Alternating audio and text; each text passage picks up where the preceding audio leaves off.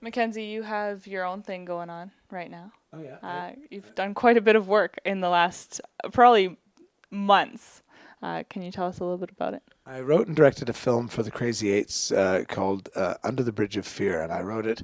It had to be shot in 3 days, edited in four. It's part of the competition, and there was a month where you did script things. Basically, 200 people pitched. 40 got chosen from the video pitches to pitch live. Out of those, 12 were chosen for script development.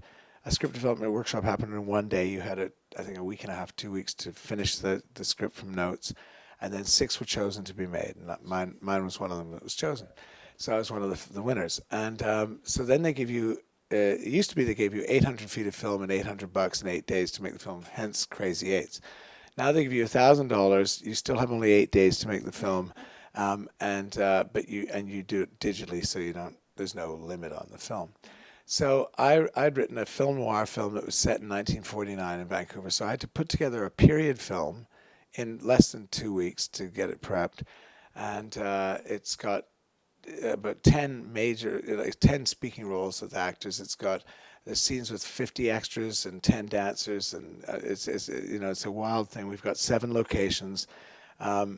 Anyways, and we filmed it in black and white. And Cliff Hokinson, amazing DOP, shot it. And I had an art director who's a genius named Mo Curtin, who in one day took the stripped empty Waldorf and turned it into a massive club, and just we had amazing people working for me. And there's a little poster here. Oh, look at that! Just a little one. Just a little poster there. Can you get that? Over here? All right, here we go. Between my eyes. There, that works. This is a poster done by Steve Adler, who works for Universal, and he did the poster for me. It's all based on photographs from the film or photographs that I took. And it's got a great cast. If you see up there, Johanna Newmarch, Kendra Anderson, David Lewis, Piercy Dalton, they're in the pictures up there. And then these ones here, Brent Fiddler, wonderful actor, Tegan Vince, who's playing a guy, but she's a girl. Okay. Abby DeForest, Lara Rova, Aaron Boyce, a wonderful cast of actors. And anyway, we got into the Cannes Festival. Nice. So that was Congratulations. And it's been bought by the CBC, so the CBC purchased it. They'll be screening it in 2014. And we've got it up for various festivals like TIFF and stuff, trying to get it, to be seen and get around. And I'd like to sell it to the airlines and so on. But it's a really great film, and it came out looking like we shot it at Warner Brothers in 1949 on the lot. So. That's all you can ask for, right? Yeah, well, yeah. So I'm sending it around to put myself out as a director as well. And I met. Because you don't have enough on your plate right now. Yeah, loads of time right now. And so I met Harvey Weinstein in Cannes, and he said, "What's your picture called?" Oh, we'll find it. My guys can find anything. And I gave him the flyer for it, and he looked at me and said, "That's a great poster. That's fantastic. All right, get the film. I want to see it." Nice. So Harvey's looking at it. So we'll see what that does. But the fact that I could pull it off in 3 days shooting, it lets me go to people who are hiring directors for television and so on and say, well, I did a full period film in 3 days, so I think I could do a modern dress drama in television in 2 weeks. So it'd be nice to be directing again. So good. Well, I don't want to make you tell me too much, but would you like to tell me a little bit about what the movie's about? Oh yes, it's Hamilton Drake. All my characters' names are Vancouver street intersections. Okay. So Hamilton Drake is the detective, the society woman who gets him involved in the case is Georgia Thurlow. Her friend is a movie star named Carol Cordova. There's the secretary of the mob boss, whose name is Robson Berard. The secretary's name is Alma Dunbar. The maid is Canby Dunsmuir, and they're all great names. So people in Vancouver find them fun, and it doesn't take them out of the script, but they enjoy it. But other people just think, what cool names, So it all works. But anyway, Hamilton Drake has previously been involved with Georgia Thurlow. She calls him up because she's being blackmailed with some very raunchy photographs, and the other person being blackmailed is a movie star named Carol Cordova.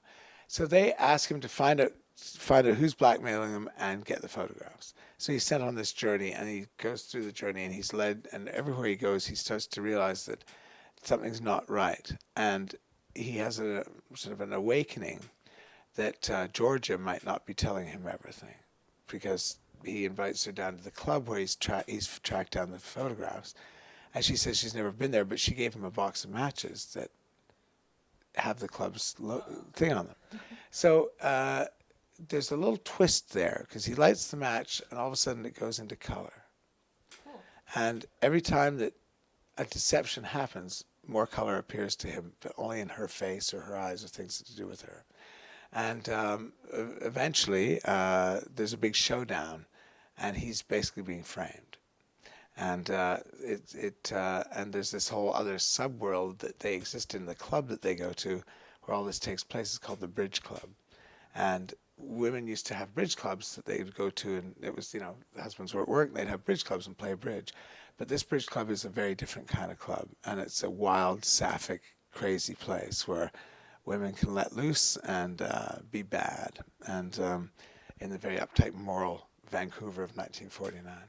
And so basically in the sapphic underworld he's led into, not everything is black and white.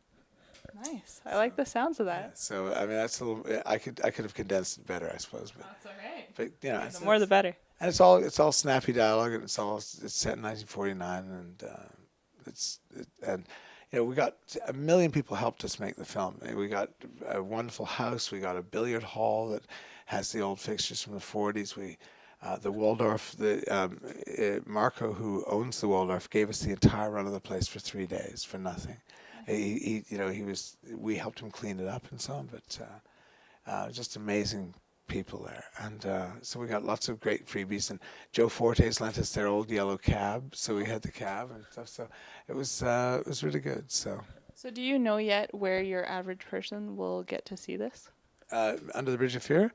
On CBC, it'll air, and then it'll be at festivals, we hope, all around the world. So we're hoping to get it into Toronto Film Fest, and then it'll be, we hope, at Whistler. We've submitted it to Whistler, and Sundance, all those places. But, it'll be around. Under the Bridge of Fear, it'll be around, and you'll see it. And but it'll definitely be on CBC, and probably on an airline near you somewhere. Great. Thank you so much, Mackenzie. Congratulations, and all the best in the future. Thanks.